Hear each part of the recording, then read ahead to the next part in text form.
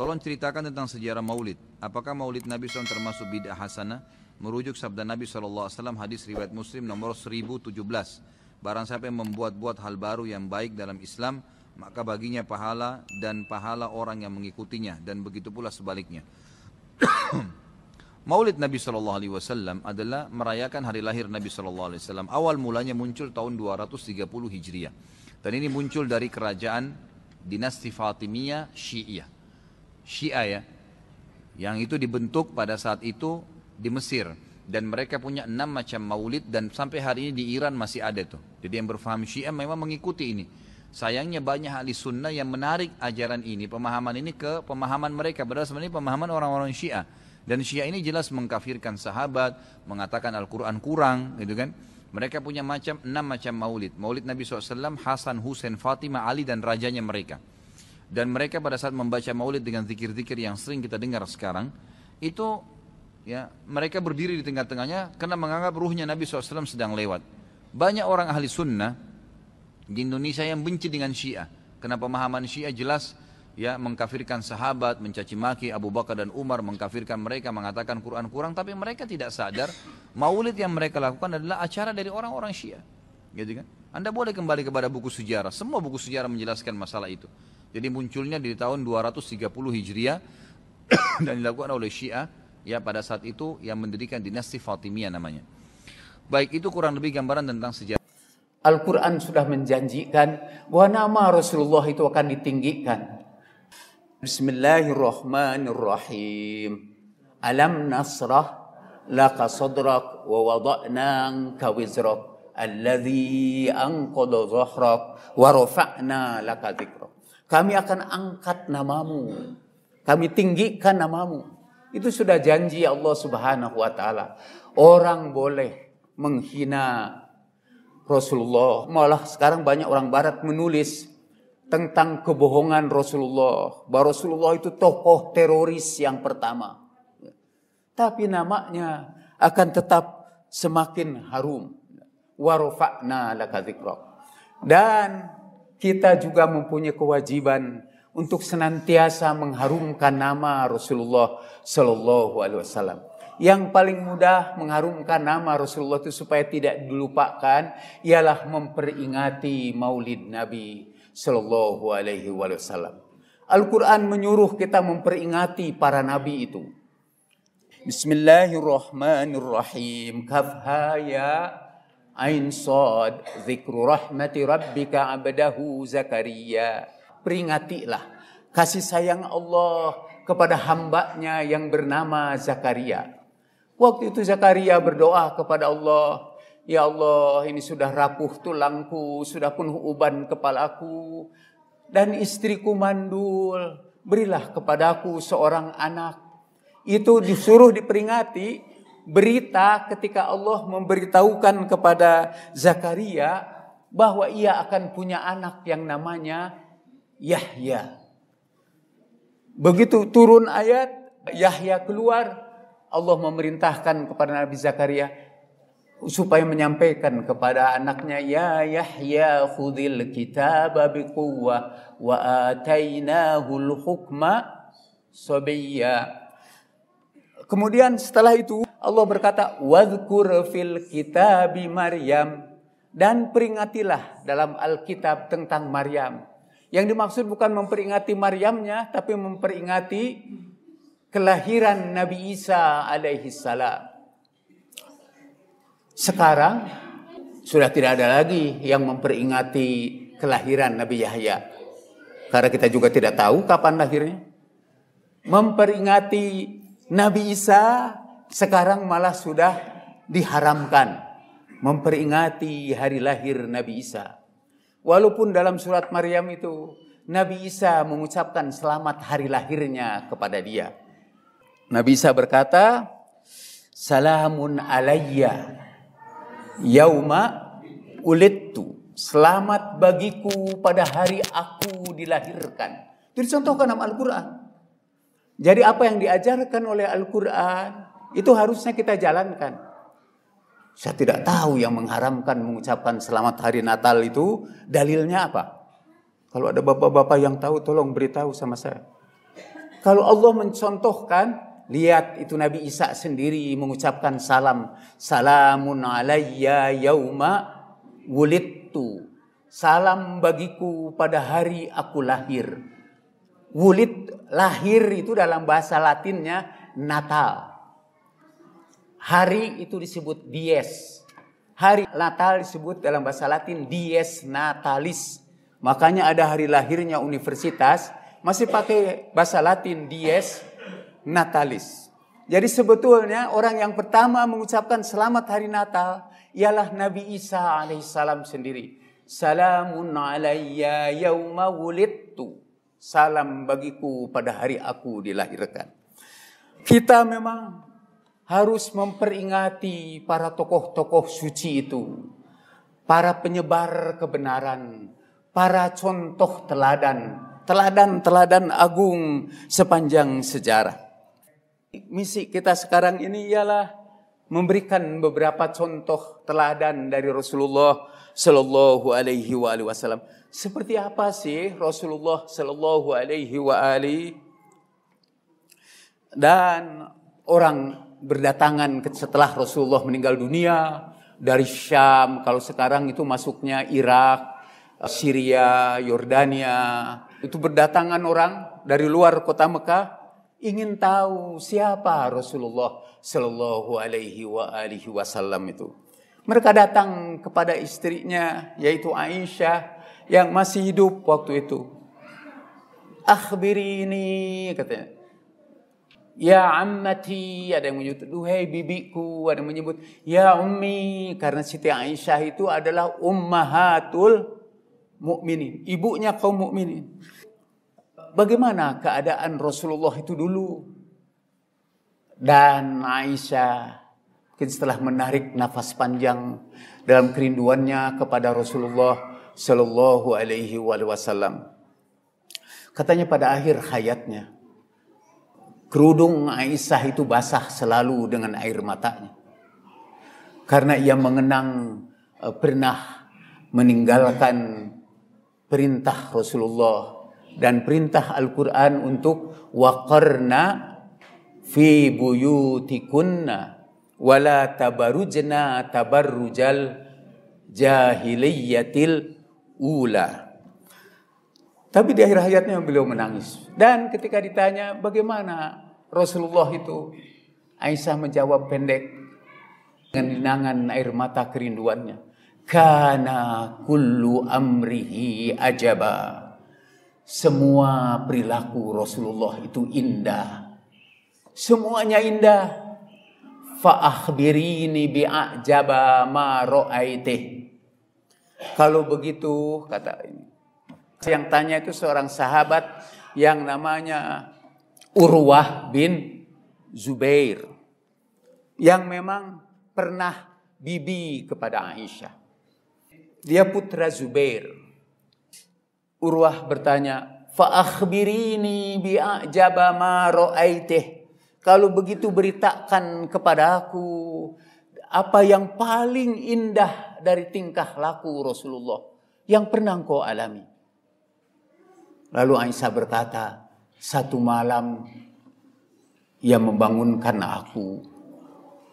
Dan ia berkata, ya Aisyah, i'zani li an ata'abbada rabbi.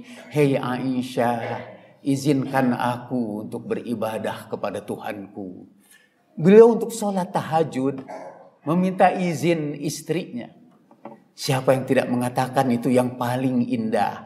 Karena dalam meminta izin kepada istrinya, di situ tersimpan cinta dan penghormatan. Dia minta izin kepada istrinya untuk sholat malam. I'zani li an ata'abbada rabbi. Lalu kata Aisyah, uhibbu qurbak. Aku senang kau di dekatku. Wa uhibbu ibadata rabbik. Dan aku senang juga engkau beribadah kepada Tuhanmu. Pada saat yang lain orang datang lagi kepada Aisyah. Ibu, kata, ya ummal mukminin, wahai ibu kaum mukminin, ceritakan kepada aku tentang Rasulullah. Akhlak Rasulullah aja. Bagaimana akhlak Rasulullah itu? Kata Aisyah, kana khuluquhul Quran. Akhlaknya itu Al-Quran. Jadi kalau kamu ingin melihat akhlak Rasulullah, akhlaknya itu Al-Quran. Tapi kan orang bingung, Al-Quran itu tebal. Yang mana itu akhlak Rasulullah? Kata mereka, kata Aisyah, akhlak Rasulullah itu, apakah kamu pernah membaca qad aflahal mu'minun? Ya, saya membaca itu. Itulah akhlak Rasulullah. A'udzubillahi minasyaitonirrajim. Bismillahirrahmanirrahim. Qad aflahal mu'minun alladzina hum fi salatihim khashi'un walladzina hum anil laghwi mu'ridun walladzina hum lizakati fa'ilun walladzina hum lifurujihim hafizun illa ala azwajihim aw ma malakat aymanuhum fa innahum ghairu malumin. Itu akhlak. Kalau kita ingin tahu akhlak Rasulullah, bacalah ayat itu. Dia adalah orang yang sama sifatnya dengan seluruh kaum mukminin, yang akan berbahagia di dunia dan di akhirat, yaitu yang sholatnya khusyuk, yang dia tidak mau berbicara yang tidak perlu, atau menghindari perbuatan yang tidak perlu, dan dia yang mengerjakan zakatnya, dan dia yang memelihara kehormatannya, kecuali kepada istrinya atau budak-budak yang ada dalam tanggungannya, dan seterusnya. Jadi Aisyah bercerita dengan menunjuk kepada Al-Quran. Pada zaman Umar bin Khattab, ada orang datang kepadanya. Ya Amiral Mukminin, ceritakan kepada kami tentang Rasulullah. Kata Umar bin Khattab, tanya Bilal. Dia itu paling dekat dengan Rasulullah Sallallahu Alaihi Wasallam. Bilal memang sangat mencintai Rasulullah. Beliau muazin Rasulullah. Setelah Rasulullah wafat, Bilal itu tidak azan lagi. Malah dia berangkat ke Syria. Sampai sekarang kuburan Bilal itu di Damaskus. Jadi kalau bapak-bapak yang mau umroh atau ziarah, coba dong sekali-kali ziarah itu ke Syria. Ini yang ziarah itu, kemarin ada yang ziarah itu ke Masjidil Aqsa, ke Ashabul Kahfi di Yordan, terus ke Masjidil Aqsa, terus ke Mesir. Di Mesir yang dia ziarahi ialah kuburan Fir'aun. Namanya piramid. Situ selfie malah. Bahwa dia termasuk pengikut Fir'aun. Astagfirullah. Pokoknya dia berkunjung ke kuburan orang yang dikaguminya. Di situ ada kuburan Sayyidah Zainab. Salah seorang di antara cucu Rasulullah. Dah berangkat ke sana. Mereka berangkat ke pasarnya aja. Sayang sekali mereka kehilangan berkah dari orang-orang yang menjadi teladan kita. Nah kalau ke Syria, orang yang mau adzan itu harus dapat izin dulu dari Bilal. Jadi ada kuburan Bilal. Pernah datang ke situ dan tiba-tiba di situ ada adzan. Allahu Akbar, Allahu Akbar. Katanya supaya Bilal meridhoi dia untuk menjadi pelanjutnya. Kalau Bapak percaya atau tidak, ziarahlah ke situ. Saya tidak adzan di situ, jadi jangan suruh saya adzan sekarang, suara saya jelek. Tapi coba kalau saya adzan di situ. Kembali lagi kepada Bilal. Bilal itu kesianan. Dia meninggalkan Madinah. Mungkin tidak tahan dengan duka cita karena kehilangan Rasulullah Sallallahu Alaihi Wasallam. Jadi dia pergi ke Damaskus. Tapi belum lama di situ, baru beberapa bulan, 3 bulan kalau saya tidak salah, dia mimpi berjumpa dengan Rasulullah Sallallahu Alaihi Wasallam. Dan kata Rasulullah berkata, ya Bilal, limadza jafaitani, kenapa engkau sudah mengabaikan aku? Kata Bilal, gimana aku mengabaikan engkau ya Rasulullah? Bukankah aku selalu wa dzakarasma rabbih fasalla, setiap kali disebut nama Allah aku ucapkan solawat kepadamu. Bagaimana aku melalaikan kamu? kau tidak berkunjung kepadaku. Subuh-subuh segera sesudah salat, Bilal membawa kendaraannya berangkat langsung ke Madinah. Dia disambut di Madinah oleh banyak orang yang merindukan suara azan Bilal ketika ada Rasulullah. Semua meminta Bilal untuk azan. Bilal tidak mau. Aku takut aku tidak bisa menyelesaikan azanku, kata dia.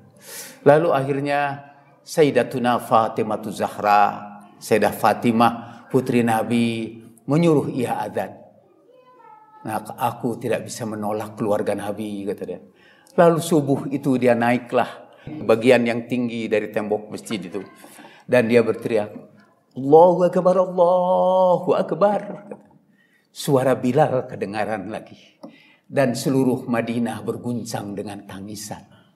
Mereka mengenang bahwa azan itu memang azannya di zaman Rasulullah Sallallahu Alaihi Wasallam. Dan Bilal memang betul. Asyhadu an la ilaha illallah. Nah sampai asyhadu anna Muhammad. Dia berhenti sama sekali. Dan dia tidak melanjutkan azannya. Dia tidak tahan menyebut nama Rasulullah Sallallahu Alaihi Wasallam. Pada zaman Umar menyuruh, tanyalah kepada Bilal. Kata Bilal, tanyalah kepada Ali, karena dia lebih dekat kepada Rasulullah ketimbang aku. Awalnya sih tanyalah Sayyidah Fatimah, tapi kata Sayyidatuna Fatimah, tanyalah Ali. Dan Imam Ali kemudian tanya sama dia. Jadi dia minta, jelaskan kepada kami Rasulullah. Falamma sa'ala Aliyan anhu. Ketika dia bertanya kepada Ali tentang Rasulullah, Ali berkata, Sifli mata'ad dunya hatta asifa laka akhlaqa. Coba jelaskan kepadaku keindahan dunia ini. Mata'ud dunya. Jelaskan kepadaku keindahan dunia ini. Dan si laki-laki itu terkesima. Kata dia, hada layatayassar li. Sulit bagiku menggambarkan betapa indahnya dunia ini.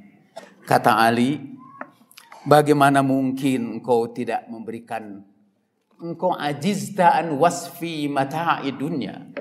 Kau tidak mampu menjelaskan keindahan dunia. Padahal apa kata Allah tentang keindahan dunia? Qul mata'ud dunya qalil. Katakanlah bahwa keindahan dunia ini kecil.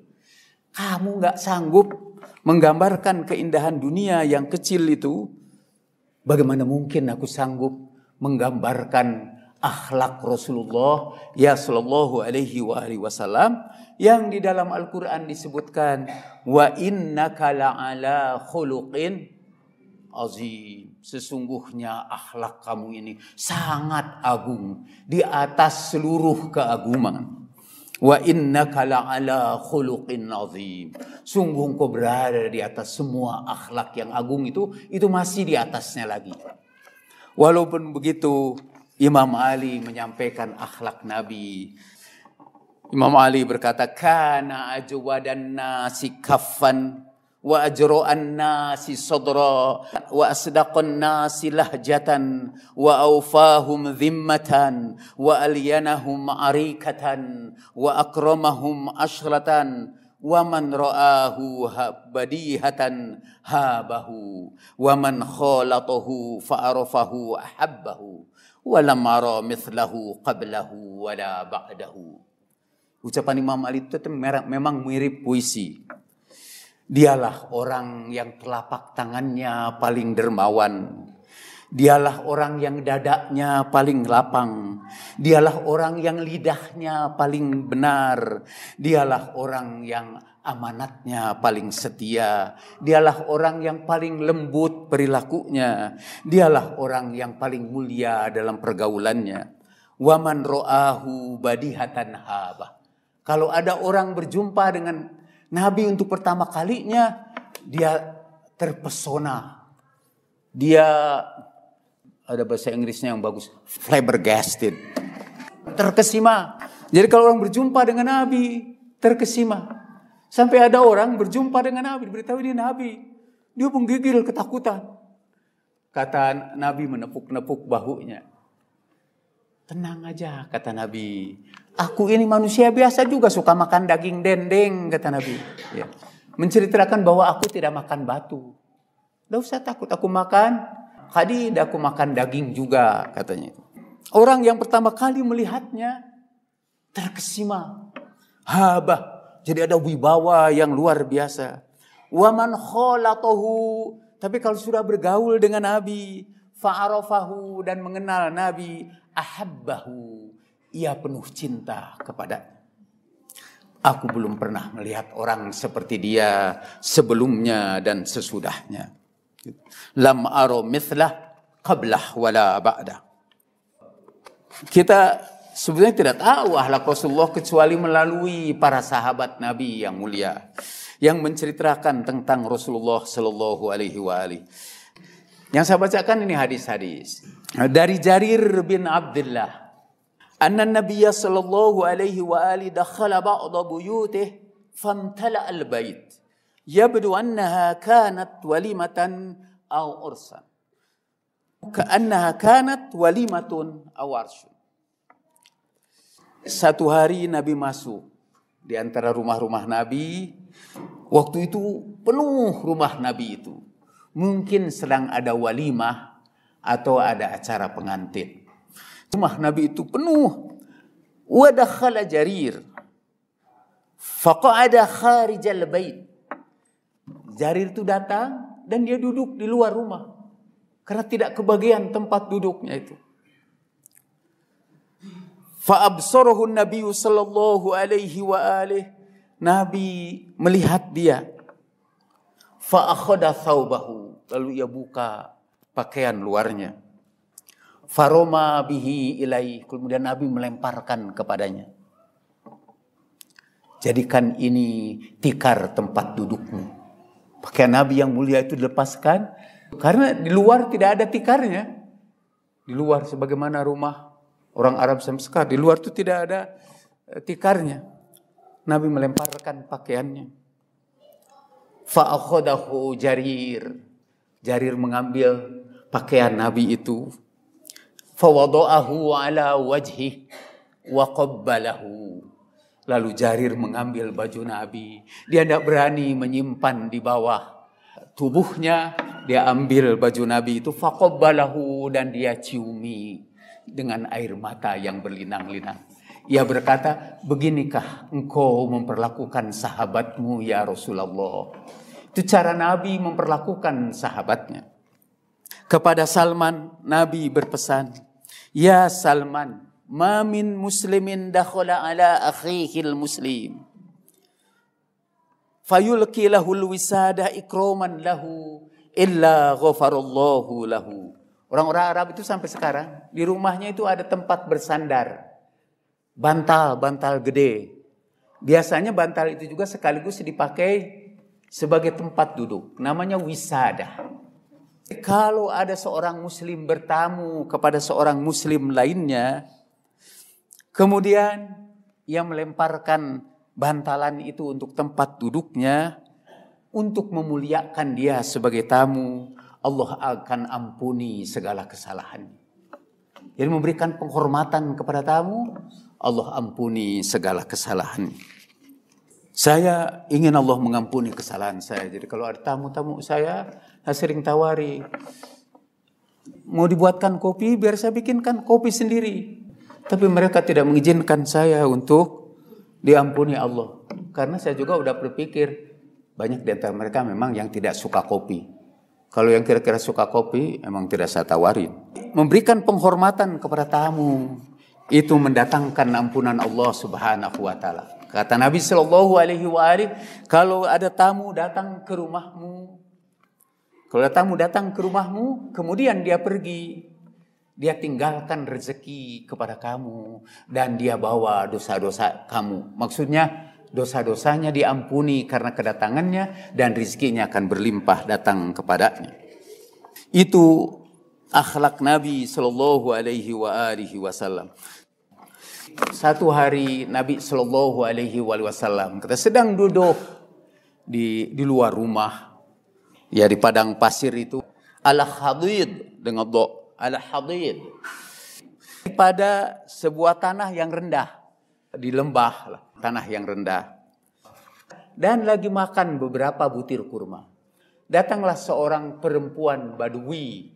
Ada perempuan dari kampung yang belum belajar adab. Datang kepada Nabi Sallallahu Alaihi Wasallam. Berikan makananmu kepadaku, katanya. Lalu Nabi mengambil satu butir kurma untuk diberikan kepada perempuan itu. Kata dia, tidak. Saya minta kurma fi fammika. Saya minta kurma yang kau makan, yang sudah ada dalam mulutmu. Rasulullah dengan tersenyum. Nabi itu terkenal kalau di dalam hadis-hadis yang saya baca, bukan seperti ustadz-ustadz yang menakutkan. Nabi itu selalu tersenyum. Kana Nabi sallallahu alaihi wa alihi dhahakan bassama.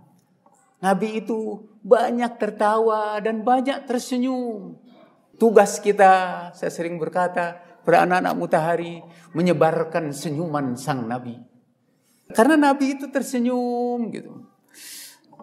Pernah jubah Nabi itu ditarik sampai ada bekasnya di leher Nabi yang mulia. Ada sahabat datang, ya Rasulullah, fa'adrib unuqah. Ya Rasulullah, itu saya ukul lehernya dengan pedang maksudnya. Nabi tersenyum aja. Tidak, kata Nabi. Dia minta atini malallahi indak, berikan harta Allah yang ada padamu. Dan Nabi memberikan jubahnya kepada orang yang memperlakukannya dengan kasar sambil selalu tersungging senyum di mulutnya yang mulia. Oh, tadi perempuan itu akhirnya Nabi menyerahkan yang sudah dikunyah beliau, diserahkannya kepada perempuan itu. Dan kata periwayat hadis, perempuan itu asalnya orang yang omongannya selalu kasar, omongannya selalu galak lah. Selalu berkata kotor, menyinggung perasaan. Setiap orang yang pernah bicara dengan dia tersinggung. Kepada Nabi aja dia memperlakukan begitu. Pada dalam Al-Quran disebutkan, La tarfa'u aswatakum fawqa sautin Nabi. Tapi perempuan itu dasar, kemudian Nabi berikan itu. Katanya kata para sahabat yang meriwayatkan hadis ini. Setelah itu, setelah dia mengunyah sisa kunyahan Nabi itu, tidak pernah keluar kata-kata kotor sedikit pun setelah itu. Sampai dia meninggal dunia, tidak pernah ada penyakit yang menimpa dirinya. Jadi sudah kata-kata kotornya hilang. Berkah kurma yang pernah dikunyah Nabi Sallallahu Alaihi Wasallam. Sekarang pedagang kurma di Mekah, semuanya mengaku kurmanya itu kurma Nabi. Ini ajwa, ini kurma Nabi. Kata pedagang ambar, enggak, kurma Nabi ini ambar. Ada macam-macam kurma dan seluruh pedagang kurma mengatakan ini kurma Nabi, dan mungkin itu benar. Nabi memakan memang berbagai jenis kurma. Ini contoh ini menunjukkan bahwa ada berkah emang yang datang bukan saja dari ajaran Nabi, tapi dari jasad Nabi yang mulia, dari ludah Nabi yang mulia. Kalau saudara tidak percaya dengan berkah itu, saudara tidak percaya kepada hadis yang diriwayatkan dalam Sahih Bukhari. Ketika menjelang perang Khaybar, dalam Sahih Bukhari, satu pasukan menyerang benteng Yahudi, benteng Khaybar itu. Tapi gagal, diusir. Ditunjuk lagi sahabat yang lain menyerang itu, gagal lagi, diusir lagi. Lalu pada hari yang kedua itu kata Rasulullah, besok akan aku berikan bendera ini kepada seseorang yang Allah dan Rasulnya mencintainya, dan dia mencintai Allah dan Rasulnya. Dan Allah akan berikan kemenangan lewat tangannya. Al-Qarar, dia yang selalu menyerang dan tidak faror, tidak melarikan diri. Dia yang selalu menyerbu dan tidak faror. Ini hadis ini diriwayatkan juga dari Umar bin Khattab di dalam Sahih Bukhari. Kata Umar, saya menunggu, mudah-mudahan nama saya itu yang disebut. Jadi semua para sahabat menunggu pada siapa bendera itu akan diberikan. Lalu dia memanggil, ya Ali. Dan Ali datang sambil tertatih-tatih karena mata beliau itu kena penyakit mata, sakit mata. Lalu Nabi mengusapkan ludahnya. Sekali lagi baca dalam Sahihul Bukhari. Kalau yang tidak percaya berkah, baca Sahihul Bukhari. Entong sarena hadis jika nama ngartos, jeung moal kabujeng, itu aja Sahih Bukhari. Kitab yang kedua paling sahih setelah Al-Quran. Itu ada di situ. Kemudian Nabi usapkan fabasaqahu. Nabi mengusapkan ludahnya ke mata Imam Ali. Dan setelah itu Imam Ali bisa melihat baik pada waktu terang maupun gelap. Karena ludah beliau. Dan itu dipercayai oleh orang-orang Arab waktu itu. Jadi pada suatu hari Rasulullah SAW didekati oleh seorang perempuan. Dan perempuan itu pegang ini ujung baju Rasulullah. Ujung baju Rasul dipegang, tapi setelah itu dilepaskan lagi. Tidak ngomong apa-apa. Pada hari yang kedua dia menemui Rasulullah, pegang lagi ujungnya, ditariknya. Setelah itu dilepaskan. Nabi tidak ngomong padanya, Nabi tidak berkata kepadanya, dan dia juga tidak ngomong sama Nabi. Sampai hari yang ketiga, begitu juga. Nah hari keempat, dia datang lagi, pegang lagi ujung ini. Kemudian Nabi melepaskan satu sobekan dari bajunya dan diberikan kepadanya. Para sahabat bertanya kepada perempuan itu, kamu ini apaan? Udah 3 kali mendatangi Rasulullah, kamu tidak ngomong apa-apa, dan Rasulullah tidak berkata apa-apa kepadamu. Apa yang terjadi? Apa yang terjadi? Perempuan itu berkata, aku ini emang diutus oleh keluargaku. Ada keluargaku sakit, dan mereka meminta, ambillah satu sobekan dari baju Rasulullah. Linastafia, supaya kita menjadikannya sebagai obat bagi keluarga kita. Tapi begitu aku pegang baju Rasulullah, aku tidak sanggup berkata apa-apa. Apalagi setelah Rasulullah melihat aku dan melihat dia, hilang seluruh kata-kata. Pada hari yang keempat itu Rasulullah maklum kayaknya. Jadi beliau tanpa aku berkata apa-apa, Rasulullah memahami keperluanku. Itu ibu-ibu bisa baca, bapak-bapak bisa baca dalam kitab Sirah Ibnu Hisham. Saya pernah bercerita di sini tentang menyampaikan satu drama tentang Hujur bin Adi. Dia punya teman namanya Amr bin Al-Hamiq. Waktu kecil dia sering memberikan minum. Kalau Rasulullah minum itu, para sahabat berebutan meminta sisa air minum Rasulullah. Kalau Rasulullah berwudu, sekali lagi tengok dalam kitab Sahihul Bukhari, bab fadlul wudu, bab kelebihan air wudu. Jadi kalau ada orang berwudu, mereka yang sisa air wudu Rasulullah itu dipakai sebagai wudu buat yang lain. Sehingga katanya dalam fikih Imam Bukhari, yang mustakmal, jadi kan itu air yang sudah dipakai itu disebut air mustakmal, boleh dipakai lagi untuk berwudu. Dalam mazhab Syafi'i tidak boleh mengambil bekas air wudu kecuali katanya air wudu Rasulullah. Karena memang diceritakan Rasulullah berwudu dan para sahabat berebutan. Dan kalau ada yang tidak kebagian air wudu Rasulullah, mereka gosok-gosokkan tangannya kepada mereka yang sudah kebagian air wudu Rasulullah. Sampai dalam Bukhari disebutkan, kadu yaqtatiluna fi fadli ma'i wudu'ihi. Orang itu hampir-hampir berkelahi memperebutkan air wudu Rasulullah sallallahu alaihi wasallam. Ini ada orang anak kecil Al-Hamiq dalam satu riwayat, dalam riwayat yang lain itu ada seorang Ansori suka membawa ini, kalau ada Rasulullah satu tempat dia bawa untuk orang tuanya, dia berikan itu minuman buat orang tuanya, mengambil berkah dari Rasulullah sallallahu alaihi wasallam. Mungkin ada yang keberatanlah dengan berkah. Jadi saya hentikan tentang keberkahan itu di sini. Tinggal kalau saya jadi guru, tugas Bapak-bapak dan Ibu, cobalah baca terjemah Bukhari tentang orang yang berlomba-lomba mengambil berkah dari Rasulullah Sallallahu Alaihi Wasallam. Saya ingin menutup ini dengan satu kisah bagaimana Rasulullah mengajarkan akhlak kepada para sahabatnya. Ada seorang tokoh besar di antara sahabat Nabi, pemimpin orang Ansor, namanya Sa'ad bin Mu'az al-Ansori. Dia memiliki posisi yang tinggi di dekat Nabi Sallallahu Alaihi Wasallam. Dan dalam perang Khandaq, dia dikenai luka yang parah. Muta'athirun bijirahih. Jadi luka-luka yang parah. Nabi karena mulianya pernah mengangkat dia sebagai hakim untuk menghakimi orang Yahudi Bani Quraidah.